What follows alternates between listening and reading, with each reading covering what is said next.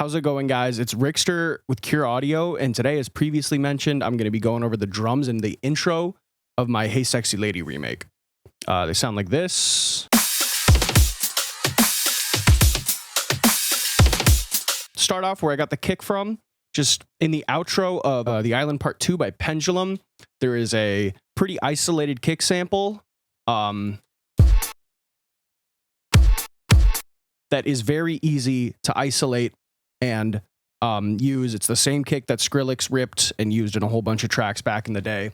For the snare, it's a classic kind of Skrill type punchy 909 snare. This is a snare I made a while ago, but essentially all I'm doing to it is just a little bit of a saturation and EQ. Nothing super crazy, just to kind of make it pop a little more than it was originally. But to get to the percussion, the sourcing for them is there's a lot of stock Ableton drum sounds, and there's a lot of Vengeance samples. The first sample I can show is just this China Session Dry from the Ableton library. It's just doubling with the snare to create an extra reverb tail. Then there is a stock Crash coming from Ableton. One Skrillex used a ton. There's a couple just hi-hats with some EQ and frequency shift them to make them sound a little more interesting, that are just playing a very triplet swung kind of rhythm. There's then a Ride from Ableton that's just playing a basic little loop with just, again, some more frequency shifting, EQ to make them more interesting. And I'm doing kind of some little pitching around the samples to make it not sound as static, using fades and shaping the kind of transients in them to give it a little more groove than just spamming quarter note rides, you know? And then last, what I used from Ableton is there is the toms, and those are going to be sourced from, these are playing a little syncopated offbeat thing to help drive home the swing kind of groove of it, and they just kind of they bounce. And they're built from a layer of a couple basic toms. There's this tom low alley. There's this tom blues break sample that are layered together. One's kind of the high end. One's kind of a more body layer.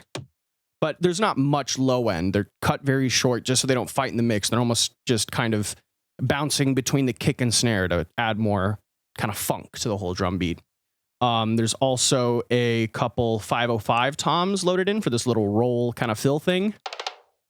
And they're being panned around, and they're being doubled with a couple other blues break toms that are kind of supporting more of a meaty low end to it. But again, I'm not letting 100 hertz ring out the whole time from these toms.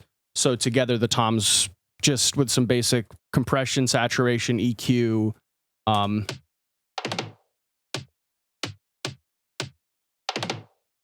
and then for the stuff from Vengeance that I used, there is 2 effects hits that are hitting about every couple of bars. There's this Vengeance Essential House 8 impact. It's very far back in the mix, very EQ'd low, but it's just kind of adding some extra air and space to the percussion. And then there is this Vengeance Essential House Volume 2 effects number 53 that's been stretched very long. And this is the same impact you hear throughout the song in Hey Sexy Lady. And so for the most part, the only processing I really have going on is just general, just EQ to kind of make sure it's sitting in the part of the spectrum I need it to, compression to add a little bit of glue, and kind of pump to it, like a slow attack, fast release kind of thing. And just some basic multi-band compression on the whole percussion bus.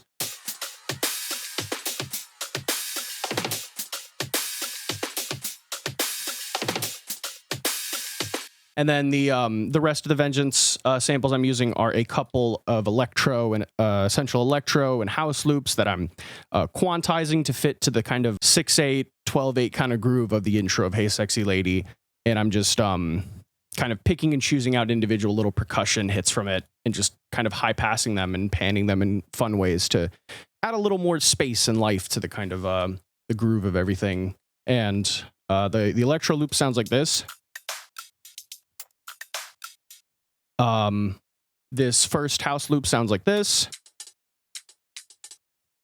And you hear that one has a little bit of like a roll to it because I think I double timed it. Like I sped it up inside of the Ableton playlist. Like, yeah. And then the last one is another Vengeance Essential House loop. And this kind of feels like the main backing groove to the whole percussion section. Altogether,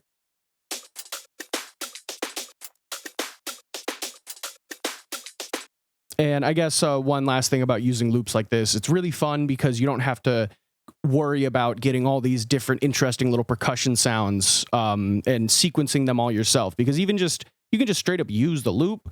You can take the loop in and you can chop it up and play around with it in weird ways. Like taking loops from other genres and kind of forcibly quantizing them and stretching them to fit a groove of something that's not really in its lane can get you some really cool effects. So I'd highly recommend doing stuff like that. There's a lot of moving parts, but in its entirety, I feel like it's pretty simple. I think I just overcomplicated a couple things.